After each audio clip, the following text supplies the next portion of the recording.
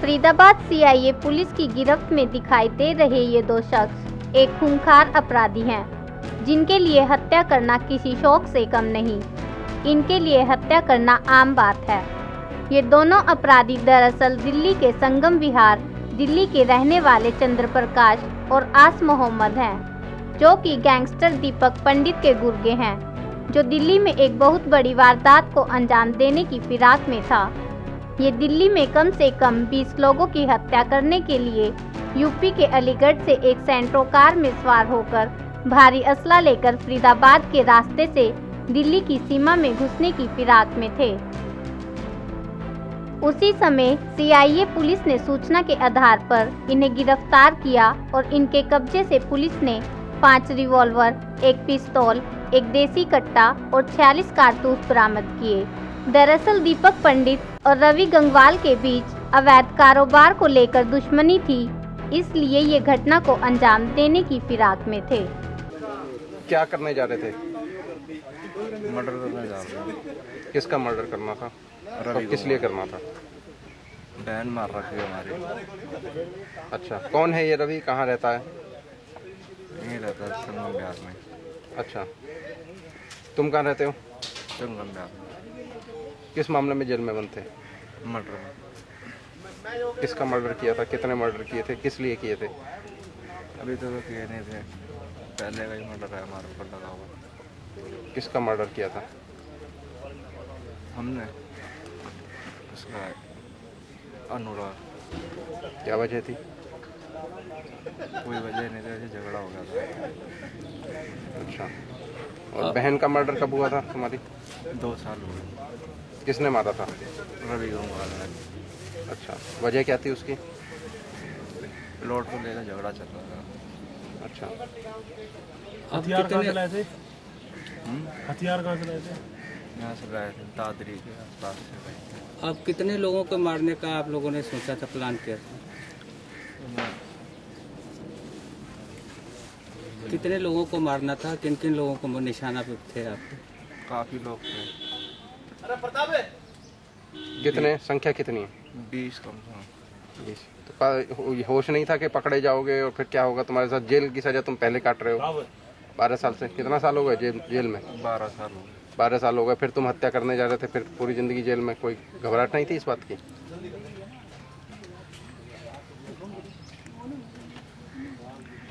अब पछतावा है? अब हत्या करोगे फिर निकल के?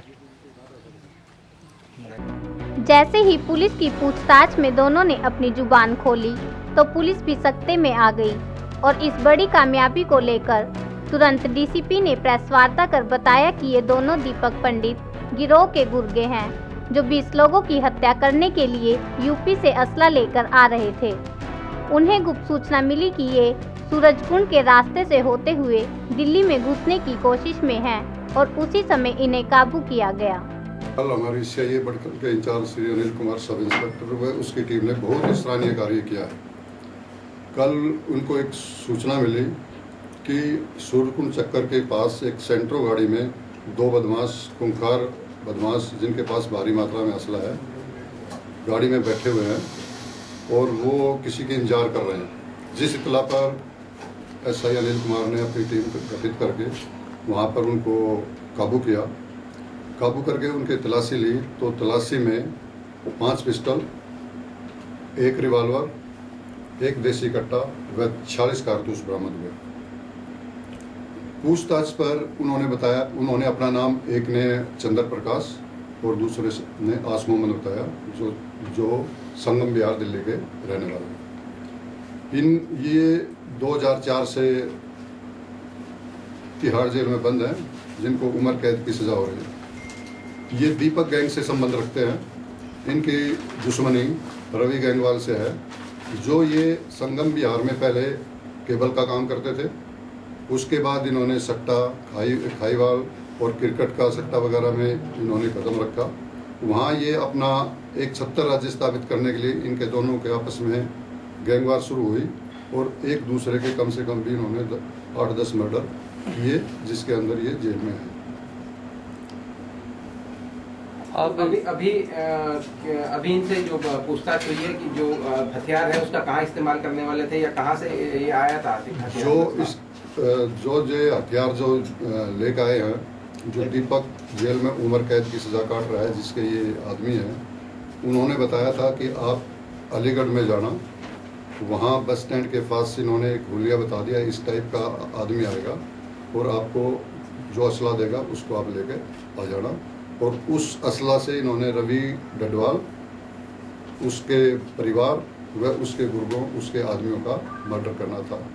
कुल कितने लोगों की हत्या करनी थी इनको?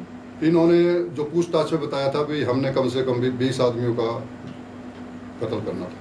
तो किस तरह की इन्होंने साजिश रची थी, किस तरह से हत्या की? साजिश इन्होंने ये रची थी भी जब भी ये रवि डडवाल गैंगवाल कोर्ट में, साकेत कोर्ट में पेशी पे आएगा, तब इसका मर्डर करेंगे, या तिहाड़ जेल में इसके साथ झगड़ा करके इसको कुछ चोट पहुंचा के जब ये हॉस्पिटल में उपचार के लिए आएगा तब इसका वहाँ कत्ल किया जाएगा। ये टोटल सारी योजना कहाँ बनी थी?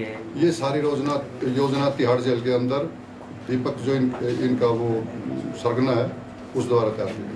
अभी आपने बताया कि ये 2004 से जेल में बनते तिहाड़ में, तो उसका क्या रीजन था, किस मामले में? रीजन जो ये आस मोहम्मद पकड़ा गया है, इस रवि गंगवाल ने और इसके साथियों ने उसकी बहन का मर्डर किया, तो ये अपनी बहन का मर्डर का बदला लेने के लिए इन्होंने ये कार्रवाई करनी थी। नहीं, तो अब ये खुद किस मामले में बंद थे? जो 2000 ये जो आरोपी हैं ये दोनों आसमान, इन्होंने एक दूसरे के मर्डर किए हुए हैं ना, ये उस मर्डर के अंदर जेल में उम्र कैद की सजा काट रहे हैं। तो इसकी बहन की हत्या किस वजह से हुई थी, क्या वो था मामला? ये गैंगवार है इनका, तो एक दूसरे के परिवार को इन्होंने मारना होता है।